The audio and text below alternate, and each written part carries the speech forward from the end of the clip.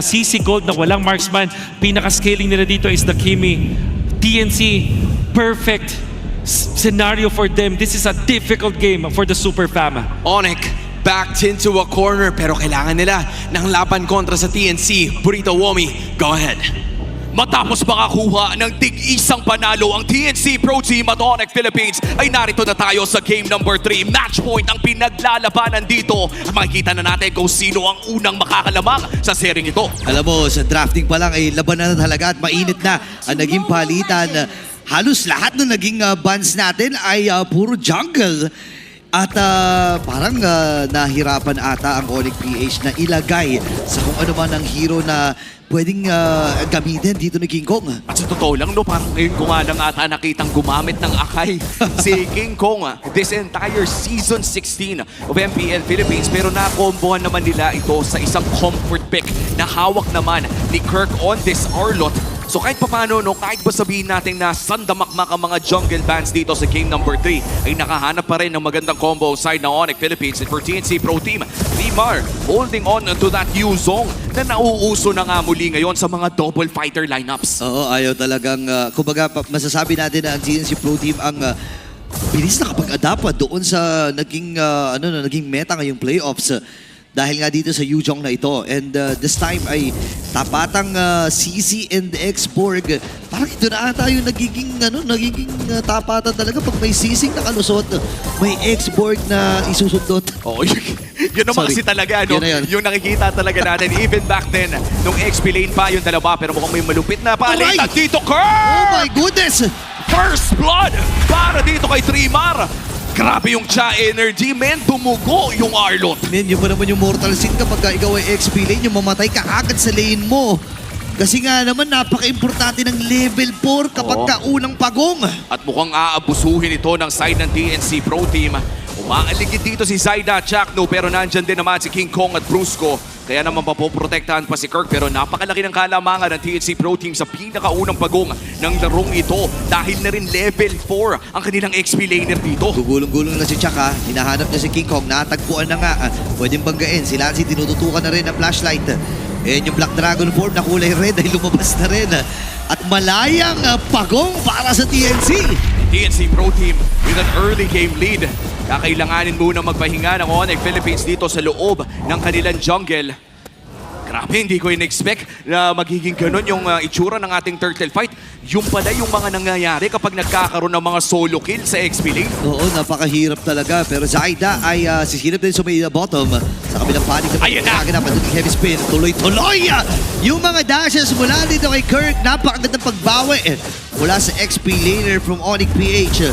Ngayon sabi ni Trimar, sige, subukan mo na iwasan din yung final slash. Oh my goodness! Grabe si Trimar gumalaw ha! Oh, Trimar is on fire after mabigyan si Kirk ng magandang ikot mula dito sa Onyx Philippines. Ay agara naman niyang in-enter yung 2v1 na yun. Pero mukhang may laban pa nga dito sa mid lane. Papasok si Chakdo. Makakalipad naman pero Purify ay nariyan. At quits lamang dito sa mid lane. Nagkapalitan lamang ng battle spells. Men, ang hirap ng kalagayan ngayon ni Kirk, kaka-level 5 lang. And si Trimar ay pa 7 na. Available na rin yung first item niya. Nakita ako, naka-Hunter Strike na rin. Sakit sa ulo nitong dragon na to mamaya. Oh, alam na natin ngayon kung bakit binaban talaga itong Yuzong against specialists, no? Dahil katulad na lamang ni Sanford, si Trimar, going back to the days of Echo, para dito kay Trimar, isa talaga sa mga paborito niyang pick ang Yuzong. Ngayon naman nagagamit niya muli sa mga double fighter lineup, ay siguradong masaya si Trimar dito. In fact, napakalaki ng lamang nila around this area of the map dahil na rin sa mga nangyayari dito sa XP lane. Pero palayo naman dyan ang pangalawang pagong natin, 20 segundos bago ito lumabas at malapit ito sa gold lane. In terms of our gold lane matchups, Benny Cutie versus Kelra na natin sa Infinix in-game equipment, malapit lang naman ang kanilang goals. Oo, digitan lang talaga halos. And babalik na rin si Benny Cutie right after niya sumilip sa gitna. Lancy, minamama din yung mga miyembro dito ng Onyx PH. Kung iisipin mo kasi parang sobrang naging pabor dito sa TNC yung naging draft. Kasi nga naman, meron kang Zushin na sobrang ganda kapag naka-util jungle ka eh. napakahirap din kasing kumilos, no? Pero si Bruce mukhang naipit Aray dito. ko po. 3v1 ang ganap. Pero Oh. makakalipan naman with the Avatar of the Guardian. In off-cam kill, 3 Martizi. Mukhang mabibigyan siya ng isang Akai Arlot combo. At threat na turtle lang call para sa Onyx Philippines. O, alam nila na walang heavy spin ito si King Kong. Ganun din naman si Brusco. Makikipag 50-50 yata dito si Zaida. Nagamit yung Crimson Beacon. Chakno yung babante na rin. Benny Cutie ay Zaida! sa harapan. At si Benny pa ang nagtagumpay.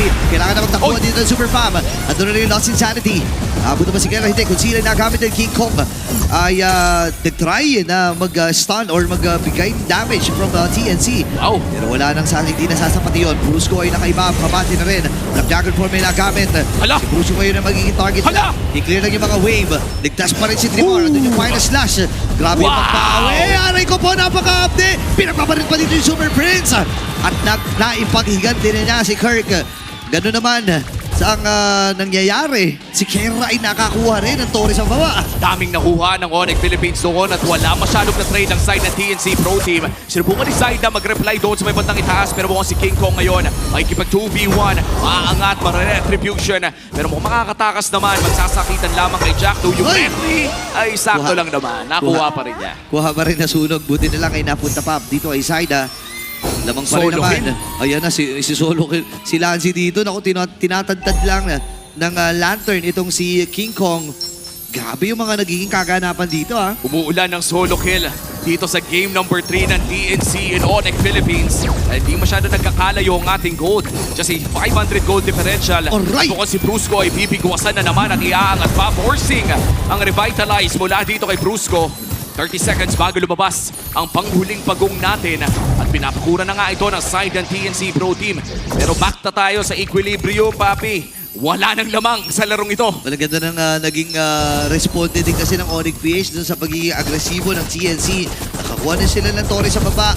Nakapag-trade sila ng mga kills doon. Actually, sila pa nga ang lamang in terms of kill score. Ang TNC kailangan nila mag-convert Hindi pwedeng puro pang mamama Dapat merong conversion Tsaka kahit pa sabihin natin medyo nalugi si Kirk sa XP lane kanina, ay nakabawi din siya with great angles Yeah. on the final slash. In fact, yung mid-lane play ay talagang solely nang galing dito sa Kirk pick na ito na Arlot.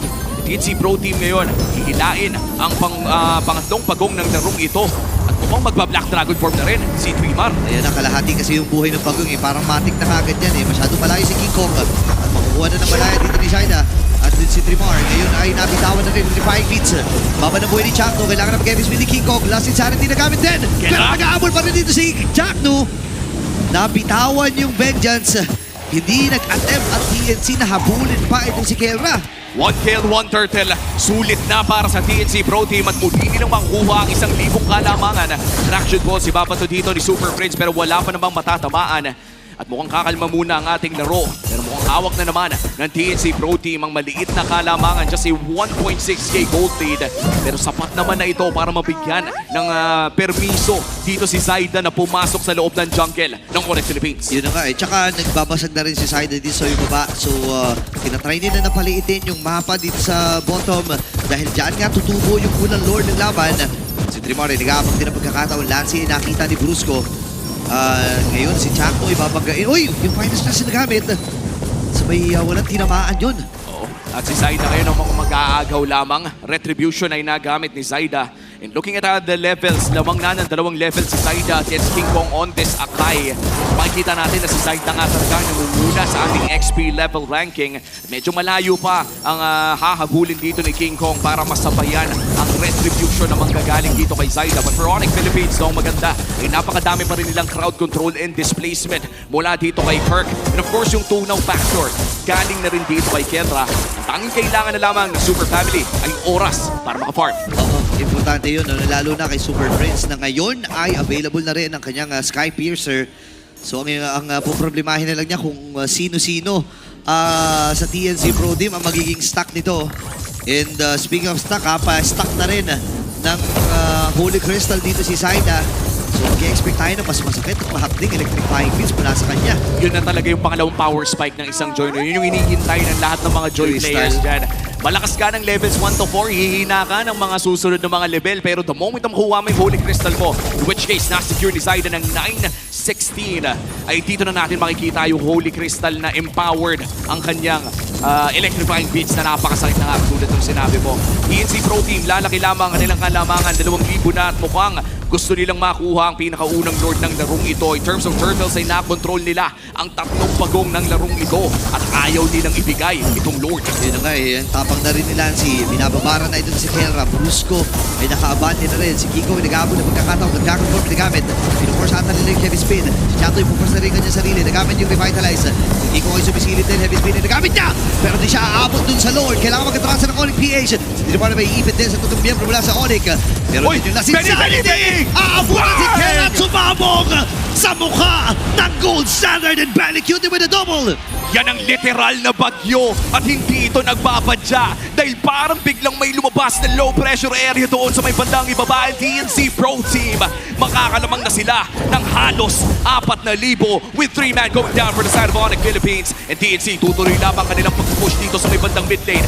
Meron pang Lord sa baba. Silip tayo sa ating Infinix in-game equipment. Napaka-update na nga dahil papunta na tayo sa part na yung mga items dito, hindi lamang ni Benny Cutie, pero pati na rin ni Lancy ang napaka-update na. Oo nga, no, nabanggit natin na may Sky Piercer na siya. At papunta ulit sa isang magical item. Chakto ay rumuronda-ronda lang, sinisilip-silip lang kung sino ba ang target na pwedeng puntahan. Okay, alam ni Keller na wala pang gulong ito. Benny Cutie tumatrabaho sa itaas na bahagi. And ang TNC, medyo masaya sila sa 5K na nakuha nilang lead. King Kong no susubok dumipensa dito sa may bandang mid lane. Pero mukhang makakadepensa naman sa baba ng Onyx Philippines dahil hindi na pumutok ang Holy Shields. So far, napakaganda ng depensa ng Onyx Philippines. Oo, sobra talaga. And ayaw din mag-overextend dito ng TNC. Lalo na alam nila na meron pang heavy spin itong si King Kong. Baka mamaya ay mabigyan kung sino man ang medyo lumalim dito sa TNC. So ngayon, kakalmahan muna ng Phoenix Army. Alam nila na hawak nila ang kalamangan at pipilitin ng Onyx Nation dumikit. Kaya lalalim at aangat sila doon sa sa farming space na dapat kanila. Kontrolado talaga ng TNC Pro Team ang mapa ngayon. And alam mo, may teorya ako, Burrito. Ano yan? Pakiramdam ko nakatulong kay TNC Pro Team yung Project Next na double fighter meta. Kasi kung babalikan natin ang karera ng bagyo na si Benny Cutie, may oras din talaga na puro fighter yung ginagamit niya. Iba pa yung mga roles nun, pare. Oo. At ngayon na nagbabalik yun, yung experience mula sa era ng MLBB na yun, ay nakakatulong sa kanila ngayon. Yun nga, tsaka yun nga yung sinasabi natin na hindi nahirapang mag-adjust itong si Benny Cutie dito sa bagong bagong meta na nangyayari. Dahil nga naman dinadaanan niya ito, so talagang masasabi natin na komportable ang TNC Pro Team. Though yung ibang mga gold laners natin ay medyo nag-a-adjust pa, no? And masasabi natin na sa performance din ay ganun. TNC Pro Team, para bang ginawa ito para sa kanila eh. Nakatulong talaga. Nakita natin na nag-improve ang stats ng TNC Pro Team mula regular season all the way dito sa playoffs. Ngayon, kinukulong na nila ang Onyx Philippines dito sa kanilang base bago lumabas ang pangalawang lord ng larong ito. Tandaan natin na nakasalalay po dito ay match point para sa game number 3. Kapag na-secure ito ng kahit sinong kumunan, ay isang panalo na lang ang kanilang kailangan para magpatuloy sa ating playoffs. Reminder lang, laglagan ang match na ito. Semi-finals ng lower bracket. And look at this, Onyx Philippines and Team Liquid Philippines nasa loob ng lower bracket natin, pare. Oo. Isa sa dalawang mga defending champions natin sa international titles ay sigurado hindi makakalipat. Diba? Parang ito talaga yung nangyayari sa Onyx PH. And the Chakdu ay aabati na rin. Black Form ay nagamit na. Tinutukan pa nga. And si Chakto, isasakripisyo yung kanya sarili. Nagamit yung kanya Layo! revitalize. Sabi ni Chakto, sige na, patayin nyo na ako. As long as makuha namin ang libre yung Lord. Ganun na nga nangyari. Heavy Spirit nagamit na rin dito ni King Kong. Pero ito na ata ang pagbawi ng TNC Pro Team. Laban! Nandun yung final slash. Ito naman na may ipit. Nandun yung petrify! No way! Naabutan yung tatlo. Mabuti na lamang ay sapat yung damage ng Onyx para patayin si Trimar. Oh, pero mukhang tutuloy pa nga nila. Benny Cutie na medyo manganganib dito. May immortality pa naman pero si Zaito doon sa likod. Electrifying beat si Kirk ay papapaflicker. At may Lord sa gitna. Ang side ng TNC Pro Team pero kailangan muna sagutin yung problema na namumuo sa bottom lane. Alam mo, buti na lang ay napatay yung dalawang miyembro ng CNC. Masasabi natin na kayang hawakan ito ng Onyx. Si King Kong nangangalahati yung buhay. Si Kirk ay nagamit din ng final slash. Yun nga, at napuno pa rin naman yung armor leader. Benny Cutie makakataas siya. Flicker nagamit din. Yung Lord ay niyakap na ng Super Fam para hindi pa makahampas muli at tagumpay ang pagdepensa ng Onyx PH. This is the second Lord push na binato ng TNC Pro Team. Pero patuloy pa rin nakakadepensa ang side ng Onyx Philippines. Hindi pa sila nawawala ng inhibitor turret at hindi malayong umabot tayo sa punto na hindi na nga nagmamatter ang ating golding. Oo. And yun yung inaantay actually ng Onyx PH. Kung titignan mo, dun din kasi sa lineup na meron sila eh. Itong si Super Prince, actually siya lang yung inaasahan nila dito pagdating sa damage. Bukod dito kay Kelra. And para sa TNC, pwede nilang samantalahin yung pagkakataon na okay, sige, hanggat hindi pa umaabot dun sa punto na yung power spike ni Super Prince ay nabuo niya, kunin na natin ang kunin or patay na tayo ng patay. Lalo na ngayon, hindi pa, kung mabubuhay man itong Lord na to, hindi pa ito yung enhance. So, if ever man, pwede na nilang kunin ito at wag nang hayaan pa na tumagal itong larong ito. At buti nga nabanggit mo si Super Prince, no? Dahil dyan talaga umaasa ang Onyx Philippines. Nabanggit mo to kanina, Burrito.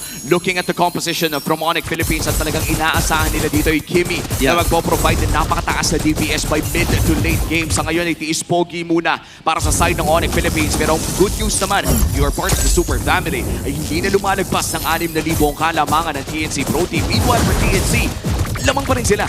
Technically, kung sakaling maglaban ito ng isang patas na 5v5, ay makikita mo na may diferensya talaga in terms of items na, by the way, masisilip natin sa ating Infinix in-game equipment. Looking at the items of Trimar na lamang ng 1,000 against Kirk, nariyan na nga ang Blade Armor na talagang hate na hate ng mga KB ngayon sa RG. Oo, inag-invest na talaga siya dito. Gayon din naman, ito si Chakno. Para nga naman na mapunuan yung damage na maibibigay ni Super Friends. Actually, nakita ko may bote na siya dun. Baka mamaya mag-concentrated energy siya. So para lang kahit papano meron siyang HP regeneration or spell bomb. Every time nababaril siya. So ang TNC ngayon, binabagalan lang nila ilang segundo, 10 segundo para doon sa next na Lord. And pagdating naman sa wave, nakilamang na nila. Ang ganda ng flow dito sa top, oh. Napakaganda nga. At napakaganda din ang naging objective control ng TNC Pro Team dito. Looking at the objectives, yung 3 pagong at yung huling 2 Lord ay na-secure ng TNC Pro Team. Siyempre itong panghuling Lord or pangatlong Lord ng larong ito ay gusto na rin nilang makuha. Pero ang pinagkaiba dito ay wala namang inhibitor turret na nakuha pa mula sa first 2 Lords na yon. Kaya kayang-kaya talaga bumalat ng Onyx Philippines. Pakiramdam ko nga, base dito sa oras na to, baka umabot pa to sa enhanced na Lord.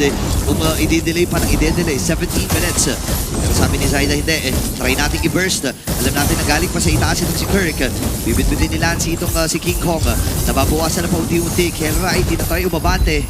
Tino mo si Lancy lang yung umaharap kung nahihirapan ng Onyx. Hindi pa nga nila alam kung nasaan si Trimar. Anytime ay pwedeng mag-Black Dragon form pero si Very Cute ay nangangaray na nga rin. Babalik ng bagya ang kanyang buhay at i-reset nila yung Lord. Final slash na gamit na dito kay Jackdo pero mukhang hindi nila i-all in si Jack Maamba around that right bush mid. And so far, reset na naman para sa Lord na ito. Walang inhibitor turrets pero naglalamangan pa rin sila. Sa makruhan around this Lord pit. Wala na, pindutan na, tsaka basahan na to sa mapa. At si Zyda, sabi niya, sige na. Medyo matagal na tayo dyan sa Lord. Tatry ko nang i-clear ng mabilis itong wave na ito para nga naman masamantala na natin. Electrifying Beats ay nagamit niya dun sa may top. Alam ata ng Onyx PH, pero maatras sila, ha? Wala na rin kasing masyadong cooldown yung electrifying beats at this point. Siguro nasa mga 12 seconds, 14 seconds na lamang yan. Kaya naman babalik muna sila around that Lord area. Si Kurt ang ipapadala ng Onyx Philippines para sagutin yung wave na namuo doon sa may bandang itaas. Pero napakalaki din ang problema doon sa baba. Benny Cutie ang hahawak para sa side ng TNC Pro Team at nagtatago pa rin dito si Zyda. Hindi alam ng Onyx Philippines kung nasaan yung jungle and XP laner ng TNC Pro Team. Meanwhile si Brusco, pinag-aabang din lang doon sa Genting. Napakalupit humawak ni Benny Cutie nung Lord, no? Alam mo, bumabalik din yung paudi-udi yung kanyang buhay. At si Jack, sino ang kanyang aabutan? Naipit ata siya. Kelray nakita niya, niyoyo siya. Kompleto 5v5 ang magiging action, ha? Nagpo-flow din. Si Trimar sa baba. Abot naman si Jack, lahat yung kanyang buhay. Ganun din naman si Brusco. Benny Cutie aabati din. At nakahatak ng mga batteries. King Kong, pinaforce nila na magamit yung heavy spin. Pero parang antibay talaga. Ito yung final shots, nasa quit. Ito si Benny, na ginlabas na rin yung Black Dragon form. Nasabi ng Fred, naman si Lancy ay sumugod na rin with that Crimson Beacon. Nabit Ben, AOG nagamit din. Habang yung heavy spin, nabitawan ng Trimar. Pop lang yung imo. Hindi, wala siyang immortality. Namatay doon si Trimar. Kasabay ni Super Prince. Uy, Clark, tatlo na kaagad ang napatumba. Lancy nakakuha na ng 2. pwede ata silang tumuloy dun sa top lane. Oo, ayaw na ata nila mag-Lord. Endable na ata ang call ng TNC Pro Team dito. Dalawa, depensa. Kel at King Kong, the K&K connection versus the Phoenix Army. Kuno, delikado ata sila. Dipitin ata yung clear wave na meron sila. Sumalubong na si Chato dito at si Kela kailangan matras. Sinalubong din ang Last Insanity. Si Kiko ay kumakapit. Pero hindi siya pakakapili ng TNC Pro Team. At sila ay match point na! Match point para sa TNC Pro Team.